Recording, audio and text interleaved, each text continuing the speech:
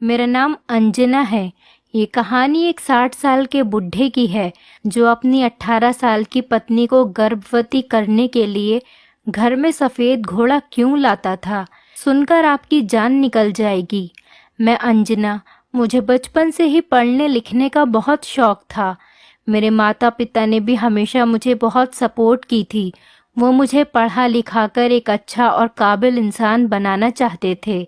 मैंने 10वीं पास कर लिया था और अब 11वीं कक्षा के लिए अच्छे स्कूल में एडमिशन लेने की पूरी कोशिश कर रही थी।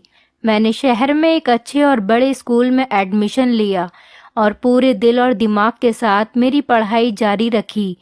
मैंने अपनी शिक्षा को पाने में कोई कसर नहीं छोड़ी थी और पूरी कोशिशों के बाद मैंने अपनी पढ़ाई को जारी रखा था। मैंने स्कूल में कभी कोई क्लास मिस नहीं की थी, जबकि दूसरी तरफ बाकी लड़कियों को पीरियड मिस करते देखा। और स्कूल की कैंटीन के बाहर मोबाइल पर हर वक्त लगा देखकर मुझे बड़ी हैरानी होती थी कि न जाने ये किस घर की लड़कियां होती हैं जिनके माता पिता उनके लिए इतनी मेहनत और मशक्क़त करते हैं और स्कूल की इतनी महंगी महंगी फीस भरते हैं ताकि हमारी बेटियां पढ़ लिख कर काबिल इंसान बने। लेकिन ये सब तो यहाँ खूब मज़े करने में मगन हैं, जबकि मैं तो एक गांव की लड़की थी और अच्छे कॉलेज से डिग्री हासिल करने के लिए मेरे पिता ने मुझे शहर अपने मामा के घर पढ़ने कुछ सालों के लिए भेजा हुआ था। मेरे मामा और मामी भी बहुत अच्छे थे। मैं एक दिन अपनी किताबों में खोई हुई थी। मेरे कंधे पर हाथ मारकर बिंदिया हंसकर कहने लगी, क्या यार, तुम हर वक्त किताबों में घुसी रहती हो। कभी किताबों की दुनिया से बाहर निकलकर तो देखो, दुनिया कितनी हसीन और खूबसूरत है। हाय ये जवानी की रंगीनियाँ, वो बड़े प्यारे शब्दों से मुस्कुराते हुए कहने लगी। बिंदिया मेरे मामा की इकलौती और लाडली बेटी थी, जो मेरी बहुत अच्छी सहेली और कज़न भी थी। मैंने कहा, नहीं यार, तुम नहीं जानती मेरे लिए पढ़ लिख कर कुछ बनना कितना ज़रूरी है। मेरे माता पिता की मुझसे बहुत उम्मीदें जुड़ी हैं। वो मुझे घूरती हुई बोली, बस करो यार, कहाँ मम्मी पापा लेकर बैठ गईं। अब तुम भी मुझे लेक्चर दोगी। ये पढ़ाई वढ़ाई मेरे तो बस की बात नहीं है और ना ही मुझे कोई शौक है। ये तो ज़बरदस्ती मैंने मम्मी पापा के कहने पर कॉलेज में एडमिशन ले लिया है, वरना मुझे पढ़ने लिखने का कोई शौक नहीं है। वो ये कहकर मोबाइल चलाते हुए बिस्तर पर लेट गई। इतनी देर में मामी आ गईं और कहने लगी, अरे तुम दोनों अब तक जाग रही हो, चलो सो जाओ, वरना सुबह कॉलेज के लिए लेट हो जाओगी। वो दूध के गिलास हम दोनों के लिए टेबल पर रखकर वहां से चली गईं। दूध पीकर हम दोनों भी सो गए। आधी रात के वक्त मुझे खुसपुस हल्के हल्के किसी के बोलने की आवाज़ मेरे कानों में आई। अचानक मेरी आंख खुली तो बिंदिया मोबाइल पर किसी से गप्पे मार रही थी। मुझे लगा उसके कॉलेज की कोई दोस्त होगी। मैं चुपचाप दूसरी करवट लेकर लेटी हुई थी। बचपन की जासूसी की आदत से मजबूर मैं चुपकर सोने का नाटक करके बिंदिया की बातें सुनने लगी। बिंदिया कह रही थी, जान तुम फिर कब मिलने आओगे, तब हम दोनों शॉपिंग के लिए जाएंगे। मुझे ये सारी बातें सुनकर झटका लगा। ये तो कोई लड़का है। बिंदिया किसी लड़के से बातें कर रही है, ये कोई दोस्त नहीं है। मैं घबराने लगी। मुझे तो पता था कि बिंदिया थोड़ी चुलबुली और चंचल लड़की है, लेकिन वो इस तरह किसी लड़के से बातें क्यों कर रही है, मुझे हरगिज मालूम नहीं था। जब सुबह सुबह हम दोनों कॉलेज के लिए रेडी होकर मामा की गाड़ी में बैठकर रवाना हुए, मुझे रात से बेचैनी थी कि बिंदिया आखिर ये सब क्यों कर रही है, वो भी मामा मामी के पीठ पीछे।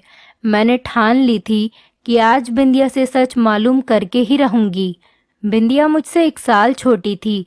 मैं बीए सेकेंड ईयर में और वो फर्स्ट ईयर में थी। मैं कैंटीन में बैठी यही सब सोच रही थी। इतने में बिंदिया की आहट से मैं चौंक गई। क्या हुआ, डर क्यों गई, मैं कोई भूत थोड़ी हूँ।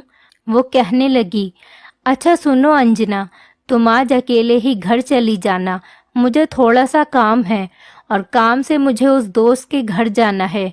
मुझे घर आने में थोड़ा लेट हो जाएगा तो मम्मी को बता देना, मैं घर शाम तक आ जाऊंगी। ये बात कहकर वो चली गई। मैं उसे आवाज़ लगाती रही कि सुनो बिंदिया, मेरी बात तो सुनो। मैं पुकारती रही और वो वहां से चली गई।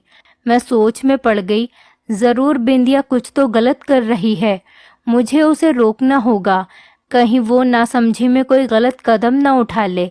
क्या मैं मामी या मामा से इस बारे में बात करूं? नहीं नहीं, अभी नहीं, पहले बिंदिया से ही इस बारे में बात करती हूँ। पहले बिंदिया से सच तो मालूम हो जाए, कहीं मैं जल्दबाजी में उस बेचारी पर कोई इल्जाम लगाकर उसको बदनाम न कर दूं। मैं ये सोचकर बात को नजरअंदाज कर गई। मैंने घर पहुंचकर मामी से बिंदिया का कहा कि वो आज देर से घर आएगी, उसे अपनी दोस्त के घर कुछ काम था, और मैं खाना खाकर अपने कमरे में चली गई थी। शाम के 5 बज रहे थे। बिंदिया अभी तक घर वापस नहीं लौटी थी। मुझे उसकी फिक्र होने लगी थी। इतनी देर में कमरे में बिंदिया की आवाज आई, यार मैं बहुत थक गई हूँ, क्या तुम मेरे लिए 1 कप चाय बना दोगी? वो बहुत थकी हुई लग रही थी। मैंने पूछा, कहाँ से आ रही हो बिंदिया, तुम कहाँ पर थी? वो मुझे घूरने लगी और बोली, यार क्या हो गया है तुम्हें? तुम फिर से मेरी मम्मी बन गई हो? तुम तो ऐसे पूछ रही हो। मैं अपने दोस्त के साथ शॉपिंग के लिए गई थी। मुझे उसकी रात की शॉपिंग वाली बात याद आ गई। मैंने कहा, कौन सी दोस्त? वो दोस्त कोई लड़की है या लड़का? मैंने उसे सवाल करते हुए पूछा। वो जोर जोर से हंस पड़ी और कहने लगी, अच्छा तो तुम रात को छुपकर मेरी और जीत की बातें सुन रही थी। मैं उसे तसल्ली से देखकर बहुत हैरान थी और मैंने पूछा, ये जीत कौन है? क्या मामा और मामी जानते हैं जीत के बारे में? वो हंसकर कहने लगी, नहीं नहीं, अभी तो नहीं जानते हैं, लेकिन कुछ दिनों बाद जान जाएंगे। मैंने कहा, क्या मतलब है तुम्हारा? तो वो कहने लगी, अरे यार तुम तो मेरी इतनी फिक्र कर रही हो, जीत कोई ऐसा वैसा लड़का नहीं है, वो बहुत अच्छा है। मैं जल्द ही मम्मी पापा से उसके बारे में बात करूंगी और मुझे यकीन है वो भी जीत के रिश्ते के लिए कभी इनकार नहीं करेंगे, और आखिर फिर मैं उनकी इकलौती और लाडली औलाद हूँ। वो मुझसे कहने लगी, मम्मी पापा ने मेरी कभी कोई बात नहीं टाली है, फिर इस बात को कैसे टाल सकते हैं? हालांकि मैं जानती थी कि हमारे गांव के माहौल और यहाँ शहर के लोगों में बहुत फर्क है। यहाँ के लोगों में पसंद की शादी बिल्कुल आम सी बात है, जबकि हमारे गांव के लोग बहुत मासूम और छोटी सोच के लोग होते हैं। वो लड़के और लड़की की दोस्ती तो दूर, उन्हें एक दूसरे से बात तक करने को बहुत ही गलत समझते थे। शायद मैं यूं ही बेवजह बिंदिया को गलत समझ रही थी। शायद मेरा ताल्लुक गांव से है, इसीलिए मुझे बिंदिया और जीत की दोस्ती पर हैरत हो रही थी। फिलहाल दिन यूं ही गुजर रहे थे, लेकिन मेरा दिल ना जाने क्यों बिंदिया के लिए बहुत फिक्रमंद था, जबकि वो तो मुझे अब जीत से जुड़ी हर बात बताने लगी थी। उसकी दोस्ती जीत के साथ बहुत ज्यादा बढ़ रही थी।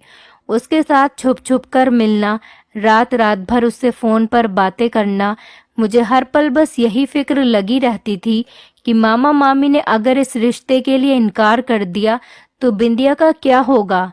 नहीं नहीं, ऐसा नहीं हो सकता। बिंदिया जीत के लिए दीवानी हो गई है, वो कहीं कोई गलत कदम न उठा ले। 1 साल गुजर चुका था। मामा मामी बहुत मायूस थे। मैं छुट्टियों पर अपने गांव अपने माता पिता के पास जा रही थी, लेकिन उस 1 साल में मामा मामी और बिंदिया के साथ जो हालात गुजरे, मुझे उस पर बेहद अफसोस था। मामा मामी का लगाव बिंदिया के जाने के बाद मेरे साथ बहुत बढ़ गया था, लेकिन मैं भी मजबूर थी। कॉलेज की छुट्टियां चल रही थी और मेरी माँ की गांव में बहुत तबीयत खराब हो गई थी। मुझे जाना पड़ा। स्टेशन पर मामा मुझे सामान के साथ ट्रेन में बैठाते हुए रोने लगे। वो बहुत मायूस नजर आ रहे थे कि बिंदिया के बाद तुम ही मेरे लिए और बिंदिया की मम्मी के लिए बेटी जैसी थी, और अब तुम भी जा रही हो।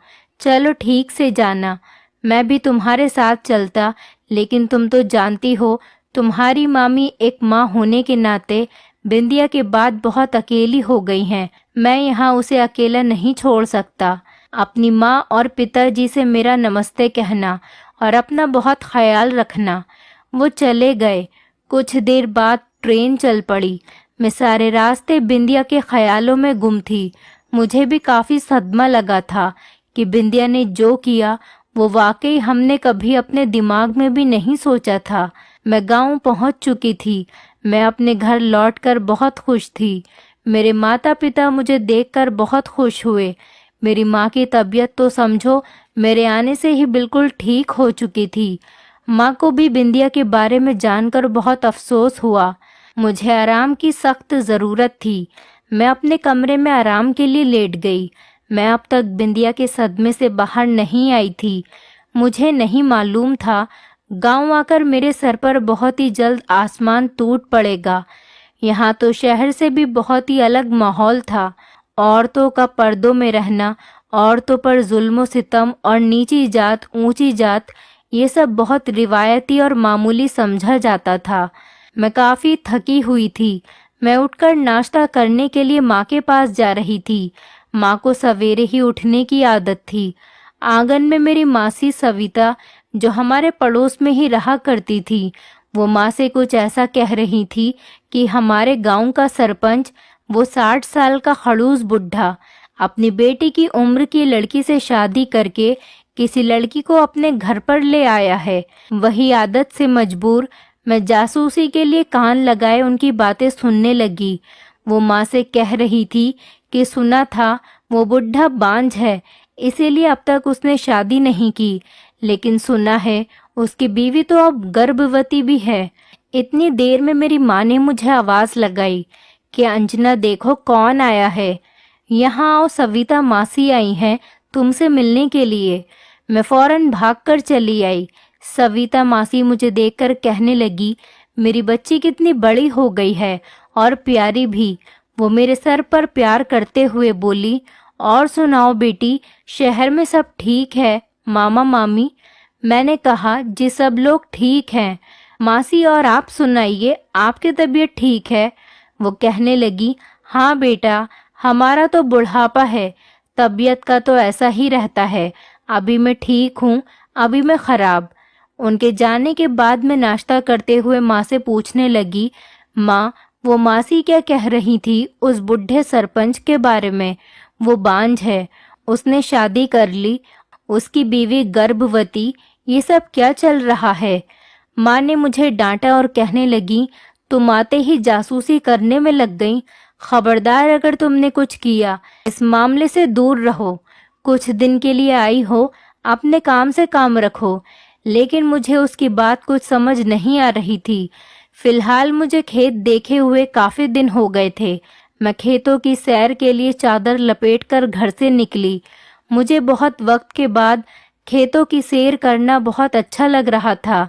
हर तरफ हरियाली ही हरियाली थी। गांव की औरतें जो कुएं से पानी भरने लगी थी, आपस में वहीं बातें कर रही थी जो सविता मासी हमारे घर आकर माँ को बता रही थी। मैंने फिर से कान लगाए और जांच पड़ताल शुरू कर दी तो औरतों ने बताया, वही बुढ़ा सरपंच, सुना है कम उम्र की लड़की को शादी करके लाया है और वो लड़की उम्मीद से है। लेकिन समझ नहीं आ रहा, सारी उम्र वो कुंवारा रहा बांझ होने की वजह से, और अब उसे बुढ़ापे में ऐसी कौन सी जवानी सूझी है? वो कैसे एक कम उम्र लड़की को ब्याह लाया है, और तो और वो लड़की गर्भवती भी है। भगवान जाने, ये अमीर लोग और बड़े आदमी हैं। गांव में हर जगह इनका राज है। हम छोटे लोगों की क्या मजाल जो इनके मामलात में दखलंदाजी करें। आखिर वो खड़ूस बुढ़ा गांव का सरपंच जो ठहरा, वो तो कुछ भी कर सकता है, और क्या पता दौलत के लालच में आकर उस लड़की ने भी उससे शादी कर ली हो। ये सब सुनकर मुझे बड़ी हैरानी होने लगी, और मेरी जासूसी की आदत जो थी, मेरे दिमाग में हजारों सवाल उंडेलने लगी थी। नहीं, कुछ तो जरूर है, कुछ तो राज है ऐसा। अचानक गांव में ये सब ऐसा तो कभी नहीं हुआ। मैं अपने कमरे में इधर उधर टहल रही थी और ये सब सोच रही थी कि वो सरपंच तो है और दौलतमंद भी, लेकिन कैसे इतनी कम उम्र की लड़की से शादी, वो भी यूं अचानक? क्योंकि बचपन से गांव में यही मशहूर है कि वो बुढ़ा बांझ था, इसीलिए सारी उम्र उसने शादी नहीं की, और आज अचानक शादी, वो भी 60 साल के बुढ़ापे में, और वो भी इतनी कम उम्र की लड़की। और चलो एक पल के लिए मान भी लिया, उस लड़की ने दौलत के लालच में शादी कर भी ली, लेकिन वो गर्भवती कैसे हो गई? वो बुढ़ा तो बांझ था। मैं अपने आप से बातें करने लगी और मन ही मन सवालों के जवाब ढूंढ रही थी, लेकिन मुझे कुछ भी समझ में नहीं आ रहा था। कोई तो मामला है, मुझे उसकी तह तक जरूर जाना ही होगा। कहीं वो लड़की किसी मुश्किल में तो नहीं, कहीं उस बुढ़े ने जबरदस्ती उसके साथ। नहीं नहीं, मैं ये नहीं होने दूंगी। मुझे सारा सच जानना होगा। गांव में ये सब क्या चल रहा है? मेरे दिल और दिमाग में एक हलचल मची हुई थी और साथ साथ गांव में हर कोई उस 60 साल के बुढ़े और उसकी शादी की बातें आग की तरह गांव में फैल रही थी। हर तरफ उस सरपंच की शादी के चर्चे सुनाई दे रहे थे। एक दिन मैंने अपनी माँ से फिर से कुछ पूछना चाहा कि माँ, ये सब कुछ वाकई सच है? वो सरपंच 60 साल का बुढ़ा और उसकी शादी? माँ ने हैरानगी से कहा, हाँ सच तो है। शायद सुना तो यही सब है, लेकिन तुम क्यों पूछ रही हो? वो गुस्से में लाल पीली होने लगी। खबरदार, तुम्हें समझ नहीं आती। तुम्हें पहले भी समझाया था मैंने, लेकिन तुम तो इस मामले के पीछे ही पड़ गई हो। मैंने कहा, अच्छा ना माँ, बस बस इतना गुस्सा तो ना करो। मैं तो बस ऐसे ही पूछ रही थी, भला मुझे इन सब से क्या वास्ता? मैंने अपनी माँ को तसल्ली देते हुए कहा। मैं खाना खाकर अपने कमरे में चुपचाप चली गई। अगले ही दिन सुबह फिर से सविता मासी माँ से कुछ बातें कर रही थी। मैंने छुपकर उनकी बातें सुनी तो मेरा शक यकीन में बदल गया। वो कह रही थी, वो बुढ़ा खड़ूस बहुत सख्त दिल है। उसने अपनी बीवी को अपनी हवेली में नहीं, बल्कि कहीं जानवरों के बाड़े में रखा हुआ है। मैं सटपटाई। मुझे ये सब कुछ सुनकर झटका लगा। आप ये क्या नई खबर लाई हैं मासी? माँ ने कहा, लेकिन ये सब आपको कैसे पता? वो कहने लगी, वो चमेली है ना जो सरपंच की हवेली में काम करने जाती है, वही बता रही थी। बस ये सुनकर अब तो मुझे इस चमेली से ही मुलाकात करनी थी। मैंने ठान ली थी कि मैं उस लड़की की मदद जरूर करूंगी। शायद वो किसी मुश्किल में है। भला इस तरह कौन अपनी बीवी को जानवरों में रखेगा? हैरत है, वो बुढ़ा खड़ूस सरपंच है तो क्या मतलब औरतों पर जुल्म करेगा? ये सब नहीं होने दूंगी मैं। माँ को बिना बताए ही अगले दिन छुपकर पहले सविता मासी के घर गई और कहा, मासी, मुझे उस चमेली से मिलना है। उसका घर कहाँ पर है? वो कहने लगी, भला तुम्हें चमेली से क्या काम है? मैंने कहा, वो काम काज करती है ना। मेरी सहेली की माँ बहुत बीमार है, उसके घर काम के लिए बाई की जरूरत है।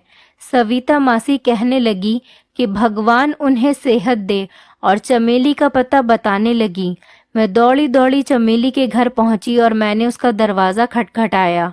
अंदर से आवाज आई, कौन? आप कौन हैं? मैंने कहा, दरवाजा खोलो, मैं एक काम से आई हूँ आपके पास। उसने मेरी आवाज सुनकर दरवाजा खोला। मैंने कहा, वो दरअसल मुझे आपसे कुछ काम है, क्या मैं अंदर आ सकती हूँ? चमेली मुझे अंदर ले गई। वो एक अच्छी उम्र की सेहतमंद औरत थी। लगभग वो 40 साल से इस हवेली में काम करती थी। मैंने उससे जैसे ही सरपंच के बारे में पूछा, वो घबराने लगी। उसके चेहरे का रंग उड़ गया कि मैं इस सरपंच के बारे में क्यों पूछताछ कर रही हूँ। लेकिन मेरे बहुत कहने पर जब उसने मुझे सारी बात डिटेल से बताई तो मेरे पैरों तले से जमीन निकल गई। मैं उसकी बात सुनकर कांप गई कि भला वो ये सब सच कह रही है या फिर कुछ और सच्चाई है। वो कहने लगी, मैडम जी, एक दिन वो शादी करके चोरी चुपके उस लड़की को हवेली में लाए थे जिसकी उम्र लगभग सिर्फ 18 साल है। वो लड़की हमेशा चादर में लिपटी पर्दे में ही रहती थी, लेकिन वो संगदिल बुढ़ा उसे जिस दिन से शादी करके लाया और उसे जानवरों के बाड़े में रखता था। और तो और जुल्म की इंतहा ये देखो, वो हवेली को वारिस देने के लिए, इस लड़की को गर्भवती करने के लिए हर रात एक नई नस्ल का घोड़ा उस लड़की के पास छोड़ आता है, क्योंकि वो खुद तो बांझ है जो खानदान को वारिस नहीं दे सकता। और आज देख लो, वो लड़की देखते ही देखते गर्भवती भी हो गई। ये सुनकर तो मुझ पर खौफ चढ़ गया था। मेरा मुंह खुला का खुला रह गया कि क्या तुम ये सब कुछ सच कह रही हो। मैं उसकी बातों को मोबाइल में रिकॉर्ड कर चुकी थी और मैं ये सब सुनकर वहां से चल पड़ी। मुझे पूरा यकीन था वो लड़की ज़रूर किसी मुश्किल में है, लेकिन उसके साथ इस बुढ़े की घिनौनी हरकत में सोच भी नहीं सकती थी कि अमीर लोग इतना भी गिर सकते हैं। मैं सारी रिकॉर्डिंग पुलिस के हवाले करके उस बुढ़े को सलाखों के पीछे करना चाहती थी, लेकिन मुझे कुछ और सबूत अभी इकट्ठे करने थे। मैंने हवेली जाकर उस लड़की से मिलने की बहुत कोशिश की, लेकिन मेरी कोशिश हर बार नाकाम साबित हुई। एक दिन रात के वक्त मैं छुपकर घर से निकली और हवेली की तरफ बढ़ी तो मैं खौफजदा हो गई कि वो बुढ़ा सच में एक घोड़ा लिए इसी बाड़े की तरफ जा रहा था जहां उस लड़की को रखा हुआ था। अब रोज रात में छुपकर इस बुढ़े की तमाम हरकत को कैमरे में रिकॉर्ड करती। वो हर बार एक नई नस्ल का घोड़ा उस औरत के पास क्यों ले जाता था। अब तो वो गर्भवती भी हो चुकी थी। आखिर ये सब चल क्या रहा था। मुझे जल्दी इस राज से पर्दा उठाना था। आखिर बस मुझे अब सिर्फ उस लड़की से मिलकर ही सारी सच्चाई जाननी थी कि कैसे वो गर्भवती हुई। आखिर उसके साथ इस तरह हर रात एक घोड़े ने गुजारी और क्यों क्यों इस सरपंच ने उसकी जिंदगी को तबाह कर डाला था। एक दिन मैं छुपकर हवेली की तरफ गई और मौका देखकर मैं चमेली की मदद से हवेली के पीछे वाले रास्ते की तरफ जहां जानवरों का बाड़ा था मैं उसमें चली गई।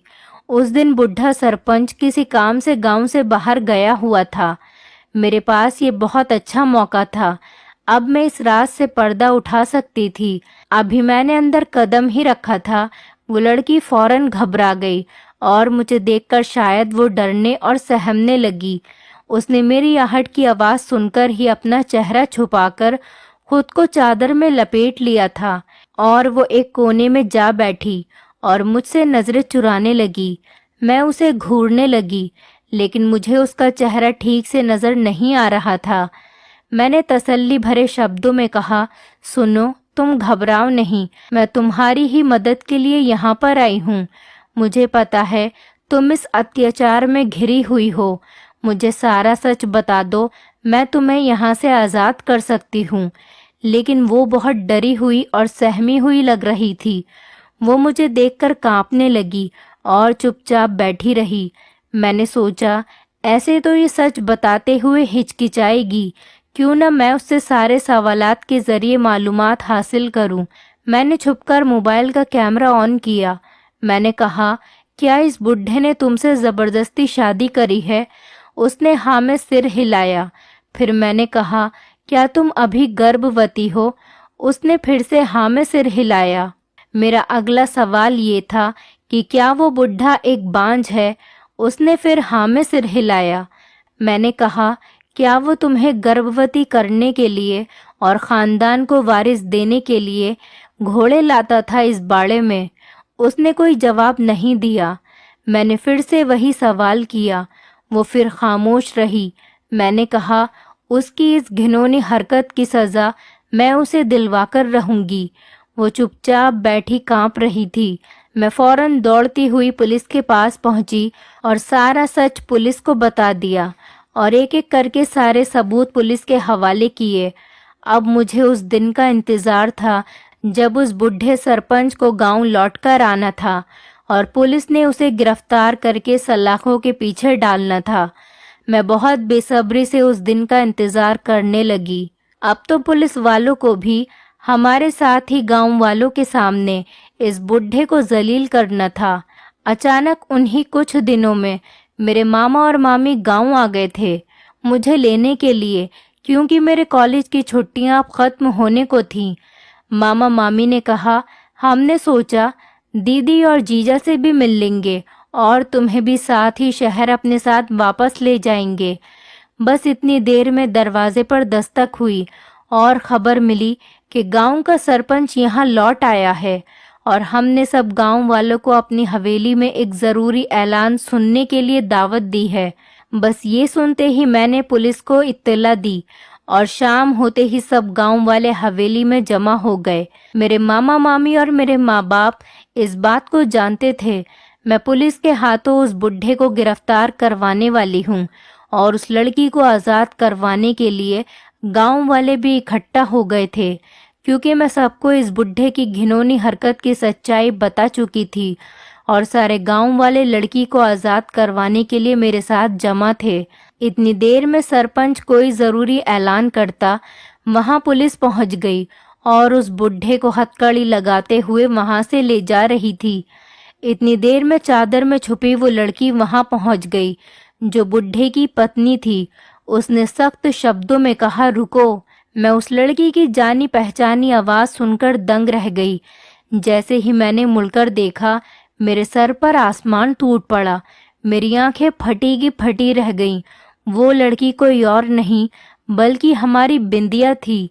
बिंदिया को अचानक वहां इतने दिनों बाद देखकर हम सब पर कयामत ही टूट पड़ी कि ये क्या कर रही है, और वो लड़की कहाँ गायब हो गई जो बुढ़े की पत्नी थी।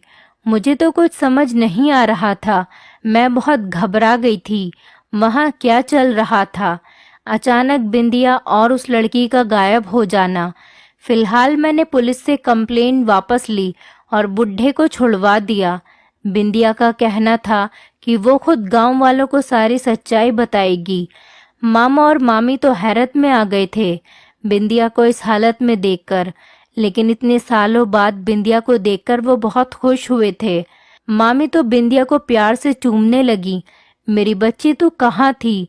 मेरी नज़र जब बिंदिया के पेट पर गई तो मैं घबराने लगी कि कहीं बिंदिया की इस हालत का जिम्मेदार वो बुढ़ा तो नहीं। तो मैं घबराने लगी कि कहीं बिंदिया की इस हालत का जिम्मेदार ये बुढ़ा, या फिर मेरे दिमाग में लाखों सवाल पैदा हो रहे थे। बिंदिया अपने माता पिता से मिलकर बहुत खुश हुई और हाथ जोड़कर माफ़ी मांगने लगी कि मुझे माफ़ कर दीजिए, मैंने बहुत बड़ी गलती की। मैंने जीत की बातों में आकर घर से भागकर जीत से शादी कर ली थी। मेरे दिमाग में आया, मैंने एकदम कहा, कहीं वो जीत ये सरपंच तो नहीं? वो कहने लगी, नहीं नहीं, वो एक धोखेबाज लड़का था।